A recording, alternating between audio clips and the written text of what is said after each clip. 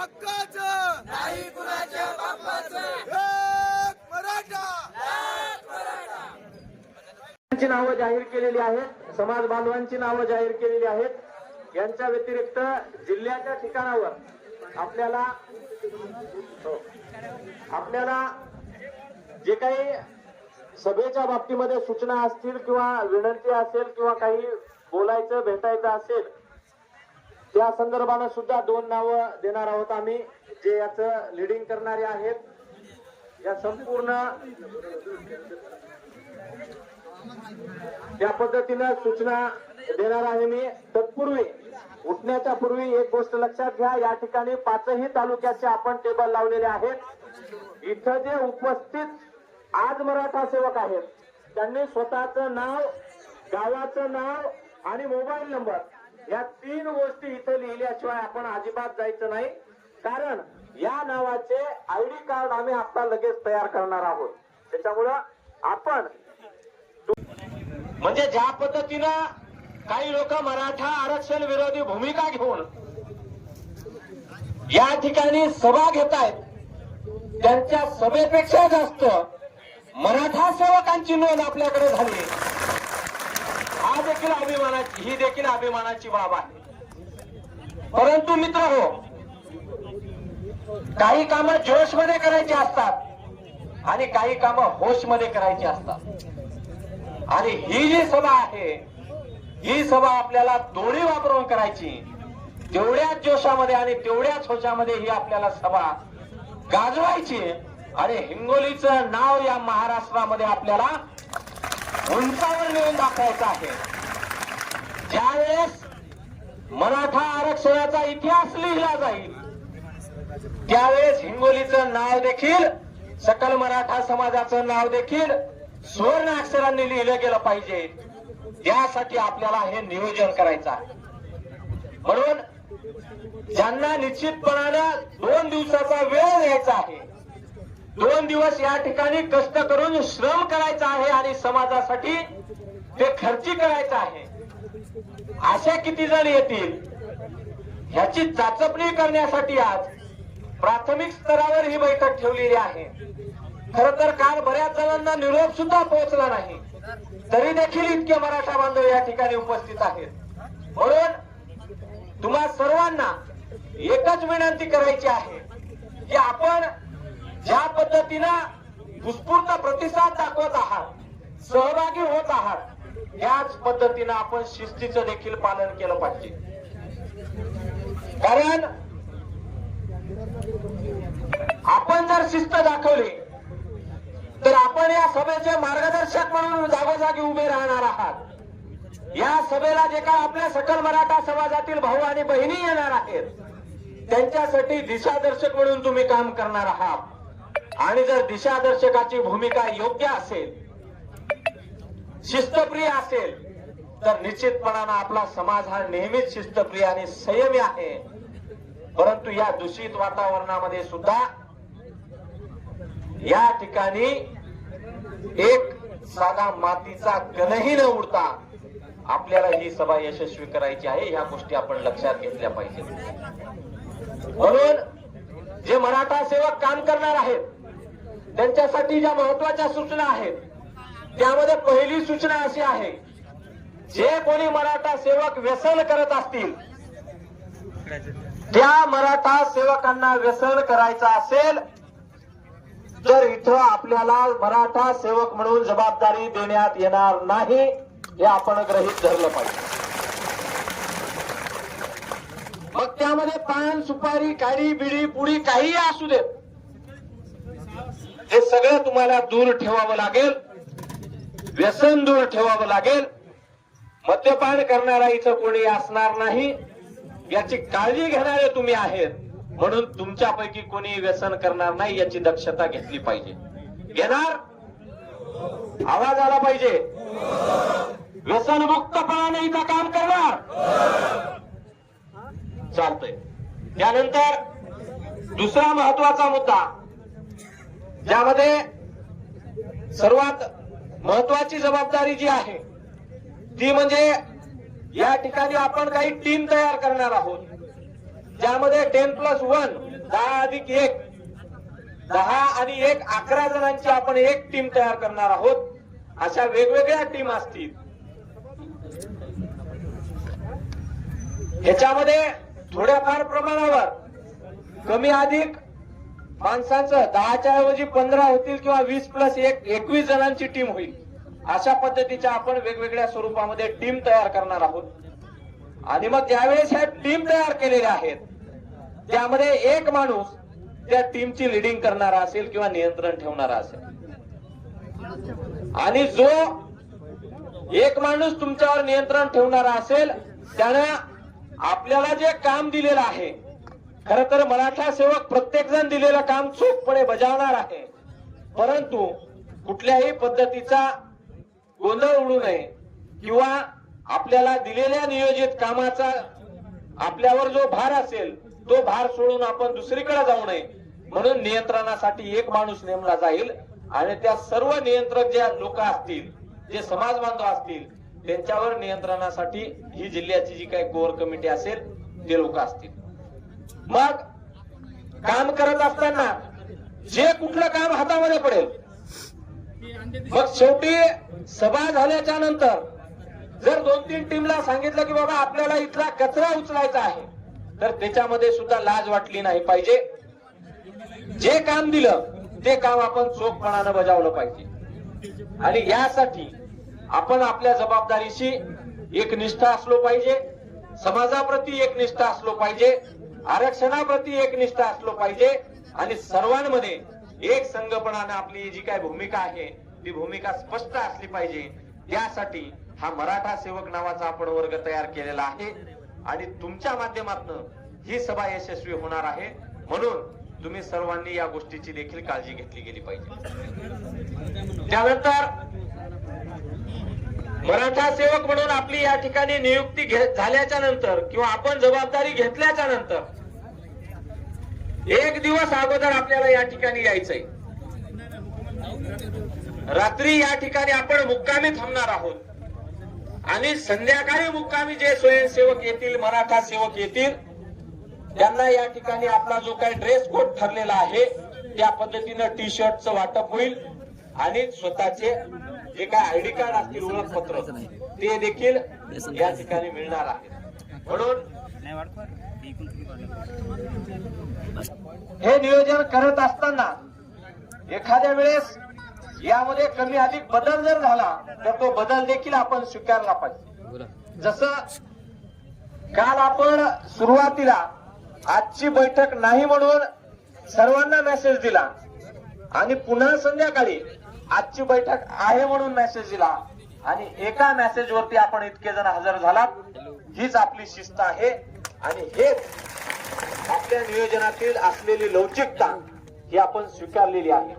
त्याच पद्धतीनं ज्या सूचना आज देतो आहोत त्याच्यामध्ये थोड्याफार प्रमाणामध्ये जर बदल झाला तर तो बदल आपल्याला स्वीकारला पाहिजे. आपण तो स्वीकारून अंगीकारून त्या पद्धतीने यशस्वी वाटचाल करत नियोजन केलं पाहिजे. त्यानंतर जे मराठा सेवक आज इथं हजर आहेत, या व्यतिरिक्त जे येणार आहेत असे आयडेंटिफाय मराठा सेवक आपण 2 दिवसांमध्ये याद्या जाहीर करणार आहोत. त्यानंतर तुम्ही नोंदणी घेऊन जरी आलात तरी मराठा सेवक म्हणून इथं नोंदणी होणार नाही. आणि जी नोंदणी करायची आहे अधिकृत आम्ही माणसं देणार आहोत, त्यांच्याकडेच आपली नोंदणी झाली पाहिजे किंवा कागदपत्र आणून दिले गेले पाहिजेत. बऱ्याच भावांनी सभास्थळी या ठिकाणी येऊन या गावातल्या आपल्या समाज बांधवांकडे आपली कागदपत्र आणून जमा केली आणि तालुकावरल्या लोकांकडे ही कागदपत्र न पोहोचल्यामुळं एक वेगळी यादी यांच्याकडं, एक वेगळी यादी नियोजन करणाऱ्या माणसांकडं, आणि मग हा असा जर गोंधळ शेवटपर्यंत उडत राहिला तर मग आपलं कुठंतरी नियोजन बिघडेल. म्हणून याची काळजी घेण्यासाठी आता आम्ही 5 लोकांची नावं या ठिकाणी जाहीर करणार आहोत. त्याच 5 लोकांकडे तुमचे डॉक्युमेंट्स दिले गेले पाहिजेत. त्याच्या व्यतिरिक्त इतर कुठल्याही माणसाकडे डॉक्युमेंट द्यायचे नाही. जो माणूस ठरवून दिला त्याच माणसाकडे, तालुक्यातला माणूस देतील आम्ही, त्या माणसाच्या व्यतिरिक्त द्यायची नाही. तो माणूस त्या ठिकाणी जर गैरहजर असेल तालुक्यात तर ते त्याच्या पद्धतीनं पर्यायी व्यवस्था तयार करेल किंवा कुठं ठेवायचे याची तुम्हाला सूचना देखील करेल. परंतु त्यांच्या व्यतिरिक्त आपण इतर कुणाजवळही हे डॉक्युमेंट देऊ नका. ते डॉक्युमेंट आमच्याकडे पोहोचतायत, पण पोहोचत असताना त्याच्यामध्ये कमी अधिक प्रमाण वेळेमध्ये होते आणि मग नियोजन बिघडते. त्याच्यामुळे पुन्हा ही एक सूचना आपण लक्षात ठेवावी. आणि जे नाव आम्ही या ठिकाणी अधिकृत जाहीर करणार आहोत त्याच माणसांकडे आपण यानंतर आपल्या याद्या आणि नोंदणी ठेवावी. हिंगोलीमध्ये आपण 2 जणांची नावं देतोय. आपण त्याच माणसांकडे आपली कागदपत्र द्यायची आणि त्याच्यानंतर देखील ज्या काही सूचना असतील किंवा जे काही मार्गदर्शन असेल जे या ठिकाणी प्रत्यक्ष मिळणार नाही, अप्रत्यक्ष त्यांच्या मार्फत तुमच्यापर्यंत पोहोचेल, त्या बाबतीमध्ये काही विचारपूस करायची असेल तर तुम्ही त्यांच्यासोबत संपर्क करून विचारपूस करून घ्यावी. हिंगोली तालुक्यामध्ये बळीरामजी कल्याणकर आणि विठ्ठलराव चौतमल हे 2 जण आहेत.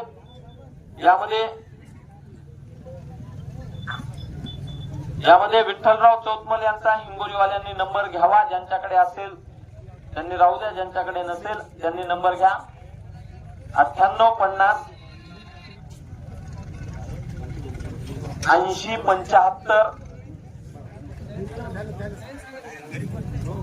03. सांगतो विठ्ठलराव चौतमल हिंगोलीसाठी 9850 8075 03. जय शिवराय. त्यानंतर बळीरामजी कल्याणकर सर हे देखील हिंगोलीसाठी आहेत. त्यांचा नंबर सांगतो सर्वांना जय शिवराय, जय जिजाऊ. 93 26 98 98.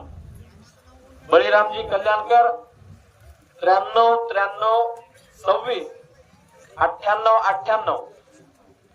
या 2 बांधवांव्यतिरिक्त तिसऱ्या मराठा सेवकांच्या बाबतीमध्ये आपण फोन करून किंवा संपर्क करून त्यांचं नियोजन बिघडू नका. या 2 माणसांना संपर्क करून आपलं नियोजन आणि व्यवस्थापन हे मजबूत करण्याचं काम हिंगोलीवाल्यांनी करायचंय. त्यानंतर औंढा नागनाथ तालुका त्यांच्यासाठी 2 नाव आणि 2 नंबर देतोय. ते नंबर आपण घ्यायचे. औंढ्याचे जे बांधव असतील त्यांनी ते नंबर आपल्याकडे घ्यावेत. ऍडव्होकेट भालेराव सर आहेत. त्यांचा नंबर 86 69 06 02 85. Advocate Bhalerao sir 86 69 06 02 85. आणि त्यानंतर गजानन सोळंके औंढा तालुक्यासाठी दुसरे गजानन सोळंके 95 52 17 56 86. परत एकदा सांगतो गजानन सोळंके 95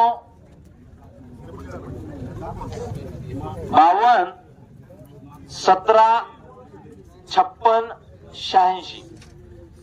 आपल्याकडे हे नंबर आपण सेव्ह करून ठेवा. इथून पुढे जे काही आपल्याला विचारपूस करायची आहे ती आपण त्यांच्या सोबत करायची. त्यानंतर आहे कळमनुरी तालुका. कळमनुरी वाल्यांसाठी 2 नावांची या ठिकाणी आपण घोषणा करणार आहोत. त्यामध्ये विश्वांबर सूर्यवंशी 95 52 95 42 72. परत एकदा विश्वांबर सूर्यवंशी 95 52 95 42 72. विश्वांबर. त्यानंतर डॉक्टर कल्याणकर सर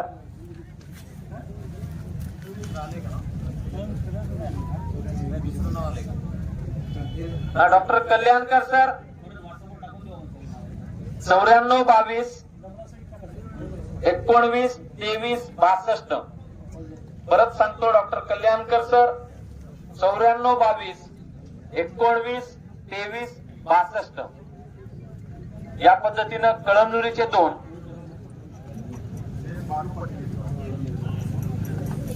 हो सेनगाव मध्ये 2 आहेत. ऍडव्होकेट रमेश शिंदे त्यांचा नंबर सांगता 27 82 60. ऍडव्होकेट रमेश शिंदे 83 17 27 82 60.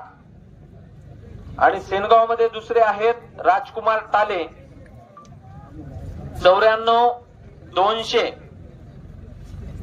79 003 94 200 79003.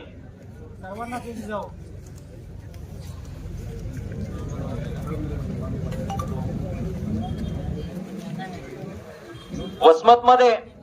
वसमतवाल्यांनी 2 नावं घ्यायची आहेत. प्राध्यापक डॉक्टर नामदेव दळवी सर 76 9000. आणि दुसरा आहे परत एकदा सांगतो प्राध्यापक doctor Namdev Dalvi sir number दिलेले आहेत. हे तालुक्यावर मराठा सेवकांच्या बाबतीमध्ये काम करत आहेत. यांनाच आपण संपर्क करावा आणि यांच्याकडेच ज्या काही सूचना असतील त्या सांगाव्यात आणि यांच्याच माध्यमातून सभेच्या निमित्ताने ज्या सूचना असतील त्या आपल्यापर्यंत पोहोचवण्यात येतील.